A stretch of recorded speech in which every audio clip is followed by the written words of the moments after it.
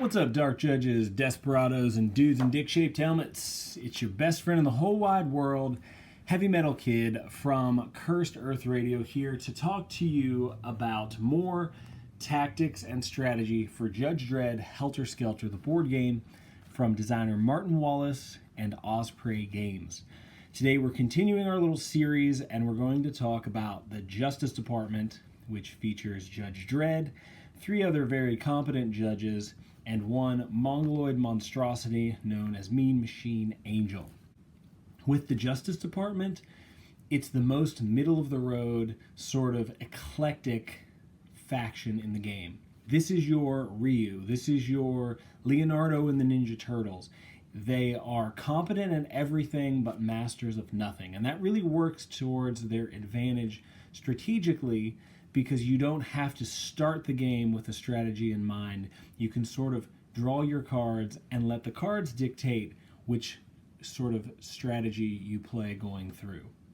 I would also say that the Justice Department is probably the best faction for a beginner at this game, because it lets you try out a little bit of everything and it doesn't lock you into a specific play style.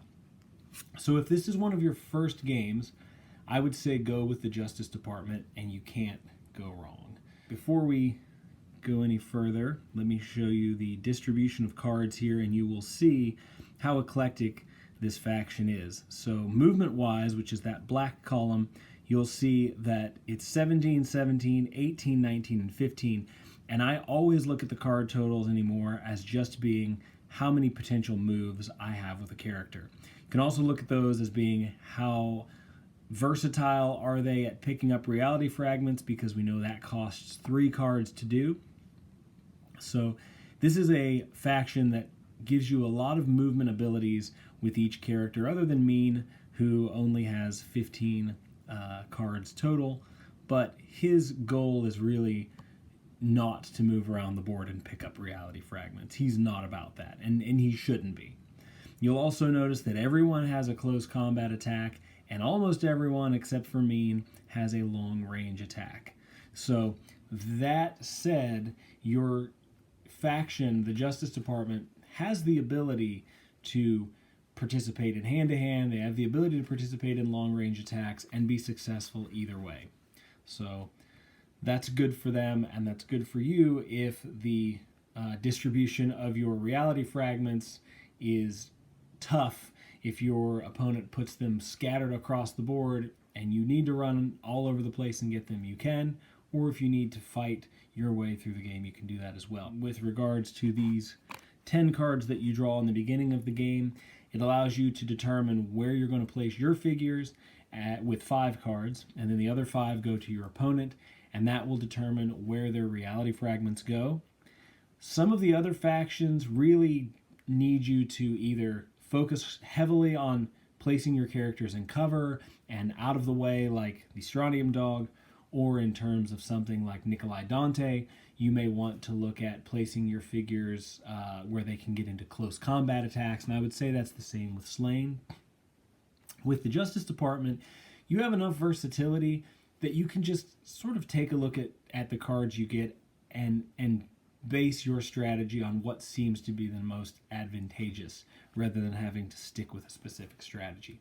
One thing I would suggest is placing Judge Hershey and Judge Mean Angel close together if possible, because Judge Hershey is your primary support character for this faction. So even if you can't get her close to anyone and everyone, put her with someone that's going to utilize her abilities a little bit better. We will talk about what her abilities are here in just a second. And one last thing before we do that, the special ability of this faction is High X, and 3 of your characters get this. That's Anderson, Hershey, and Dredd, because this is the standard setting on a judge's sidearm, which allows them to shoot an explosive round. So basically what this gives you is the explode ability, but a more readily available version of that. You can see the card says that anytime you have a card using the sniper shot, and for this faction, a lot of sniper shots are going to come up in your cards.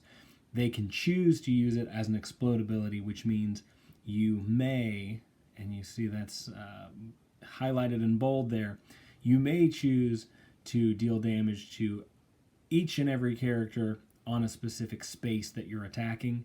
That doesn't mean you can pick and choose, so keep that in mind. But you can do damage to multiple characters. That's very advantageous if you're playing a 3 or 4 player game, especially a 4-player game. You're going to hardly use this at all if you're playing a 2-player game, so keep that in mind too. It's just not well suited for the 2-player mode. For the most part, you're chasing 5 guys around a board that has like 40 different spaces, and you're not going to see your opponent bunching too many characters together. So just to understand that the high X is more beneficial in higher player counts, but this team doesn't necessarily need it to be successful. They're maybe one of the best teams and factions in this base game. So, all right, let's take a look at each character individually, and we will start out with Judge Giant, this guy right here. He is obviously carrying a shotgun, which I believe is a Law Rod, or maybe it's a Widowmaker shotgun. I don't know. I think Widowmaker was from the 2012 Dredd. But he looks like a big, tough riot cop, and that's exactly how you should use this character in your strategic advances. You should use him to keep people at bay, because someone like Slain, a lot of these characters are close combat specialists, and I've found that keeping them away from me is pretty easy when I have Judge Giant waving a big shotgun that can do 2 damage from 1 successful hit in their face. So use him to control people who may be coming towards you to attack your characters with close combat attacks. But keep in mind that Judge Giant's also fairly versatile at hand-to-hand combat. He has 3 hand-to-hand combat cards and 4 ranged combat cards, all of which are Shotgun Blast. Don't forget that you have 3 open hand-to-hand combat cards as well. So that gives him the ability to do some pretty successful hand-to-hand action, but use that shotgun as his primary weapon of choice. Use him to kind of chase people around. As a matter of fact, I chased some Nikolai Dante figures around on the last game that we played, and sort of played a game of cat and mouse with them to where I was controlling a little section of the board there because they didn't want to take those 2 shots. Keep in mind that Giant only has 3 damage, so he is vulnerable to being taken out fairly early. He has only 1 card for cover and 2 deflect cards, which isn't too bad. But you also have the ability with Giant to move around the board fairly successfully, and you're also going to find a pretty high number of open defensive cards. You've got 6 cover cards and 5 open deflect cards. So the Justice Department is, as I said earlier, very versatile with their abilities, and everything just sort of revolves around seeing where the cards take you with this faction. All right. Next is everybody's favorite, Mean Angel. He's a big, tough dummy, and his card and abilities really reflects that. He's got 4 hit points, which makes him pretty hard to kill. He only has 15 cards, which means he's a little bit slower than most, but that shouldn't be a problem if you play your cards right and play him together with Judge Hershey. When I play the Justice Department, I always try to keep these guys together. And that's because Mean has no long-range abilities. He has incredibly powerful close combat attacks. So he has 5 bash cards, which have the potential to do 10 points of damage if you could use them all one right after another. Of course, maybe that won't exactly happen, but his abilities in hand-to-hand combat are pretty devastating. He also has 1 hand-to-hand combat card with standard attack, and then don't forget you have 3 open hand-to-hand combat cards. So his biggest weakness is he can't move around very quickly, not like your other characters, and he has no long-range attacks. Well, if you bring out Judge Hershey and you put her next door to Mr. Angel, you will be able to use her rally ability, which you can see right there under the yellow column. She has 5 rally cards, and what that means is that she and Mean can move together using just one of her rally cards, and it's almost like a free movement for him. So there's that bonus that she grants him, but she's also going to grant him the ability to have someone there to use long-range attacks, because she has 4 sniper shots and 3 hand-to-hand combat cards as well. Keep in mind that Judge Hershey really is a support piece, and we've used her as such in our games. It's likely that if you try to run her by herself, she may be taken out fairly early because she's not really excellent at combat. She does have the high X ability, but she's more beneficial when teamed up with someone like Mean Angel, or any other character, but someone like Mean and someone like Judge Giant could really benefit from her rally ability. So those two, I almost use those two as a single unit, and have found a lot of success with doing that. All right, next we have Judge Dredd, who of course is the flagship character of this faction, and he has 4 hit points because he's impossible to kill. Maybe not in this game, but he's survived the Cursed Earth, he's survived Necropolis, he should be tough to kill, and he's your toughest character. He has 19 cards altogether, 4 of which are hand-to-hand combat cards. 5 of those are, 5 of his cards are sniper shot, so he's versatile with both close combat and ranged combat. He only has a couple defensive abilities, and this certainly reflects Joe Dredd's traditional strategy of running head first into danger. If this game were as it should be, Dredd would have a nuke everything in sight and ask questions later card, but I guess that would be too powerful. He does have a rally ability, but it's only on 2 cards, and you shouldn't use him as a support piece anyways. Use that if you happen to be in a circumstance where you can take someone with you, but Dredd is fine on his own. He can move around really well on the board, so take him out and pick up those reality fragments if you want to, or take him out and just murder everyone in sight, because he's not bad at that either.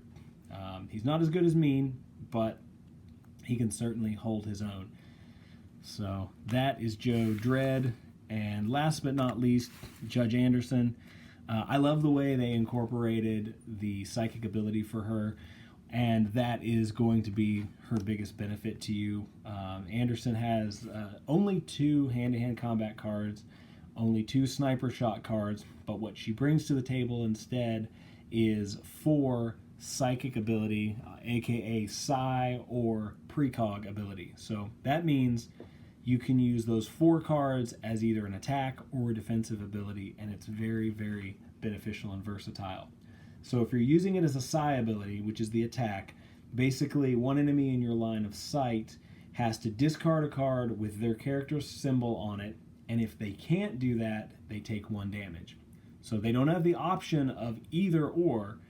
If they do not have a card, then they have to take 1 damage. So if you know that someone's about to come in and make a powerful attack, or it looks like they're setting themselves up for a big attack, you can usually see these kind of things coming. You can use her ability to make them burn cards. And that can really mess up somebody's strategy. Like if I see somebody move, quickly a couple spaces over to a reality fragment, my guess is that they have enough cards to maybe pick up that reality fragment on this turn or maybe the next turn. So I'll start making them burn cards with Judge Anderson. It works really well. The defensive ability, though, for this psychic ability, also known as precog, is pretty good as well. It lets you avoid sniper shot, shotgun, and explode attacks. So it's a long-range defense that she can use. Doesn't matter if she's in cover, she can use this to deflect those long-range attacks. So I wouldn't say that Anderson is necessarily a support piece. She does have the rally ability, but overall you could use her as a support piece if you wanted to as well. Alright, and just quickly some advice for going against the other factions in this game with the Justice Department.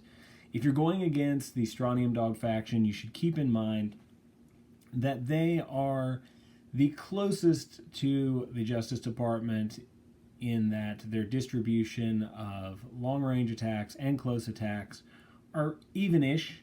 I would say the Justice Department has an edge when it comes to close combat. It seems slight when you look at the distribution of cards, but if you're using Mean Angel to go out there and bully the other members of Strontium Dog outside of Wolf Sternhammer, then you're going to have the edge every time. Mean still beats Wolf when it comes to combat, but Wolf has some bash abilities, so just try to avoid getting into close combat with him altogether. The Strontium Dog does have the edge when it comes to long-range attacks, but that's concentrated between 4 characters, because remember, when it comes to Strontium Dog, the Gronk has no attack. All he has is 4 healing cards, 5 cover cards, and 3 deflect cards. So if you see, 2 deflect cards. So if you see the Gronk out and he's not in cover, take him out, because that's an easy point. And you can use him as almost like a freebie, because like I said in our other video, the Gronk has been fairly useless, and we've played so many more games of this since then, and he really just has never been the MVP or made much of a difference. He's had a few promising moments, but to some degree, you're going to force your opponent to make a decision. Does he want to burn cards that he's probably planning on using with someone else just to save the Gronk? And I'll tell you, when I'm in that position, I usually let the Gronk go as a sacrificial lamb to save my cards. So keep that in mind if you're facing Strontium Dog. If you're going against the Slain faction, then it should be really go without saying that you need to stay out of close combat, because Slain excels at close combat. As a whole, the Slain faction, and we're talking 4 figures here, they have 20 close combat attack cards that are single damage and 6 that deal double damage. And only one of the Slain figures has a long range attack, so that should tell you right there that you need to take them out at a distance. And the judges and this faction, the Justice Department, are very, very well suited for that. So don't let them get close to you. Take them out long range. But keep in mind that Slain can move across the board pretty fast. 2 of the figures in the Slain faction have 19 cards. The other 2 have 21 cards. And keep in mind, if you decide to take out Slain, then you need to really concentrate on it and finish the job, because once he turns into Warp Slain, you're going to have a whole different animal to deal with. And finally, if you're looking at the Nikolai Dante faction, then it's not too dissimilar from Slain, because, again, you're going up against a faction that relies very, very heavily on close combat. In total, the Nikolai Dante faction has only 2 characters that use ranged combat, and total cards that they have are 9 cards to your 15 long-range attack cards. So they move a little bit slower than Slain too, but there are a couple issues with versatility of movement that Nikolai Dante brings, because they have a character with that flight ability, but that really only comes into play when you're playing on one side of the board. So again, keep in mind, the judges are so versatile that if you have an ability that relies on close combat, you can switch up your style and do long-range combat. If you have an opponent that does close-range combat, then you can do the opposite of that. And I think I just said the same thing twice, but you get the idea. So that's it for the Justice Department faction, and I think one of the most fun to play and best factions in this initial set. Hopefully we see more expansions like we did for the Wildlands game that this is based on, because we would love to see a Dark Judges expansion. We would love to see a Sov Judge expansion, but I guess at this point, that's all just wishful thinking. This game is fantastic as is, and hopefully this has been helpful to some.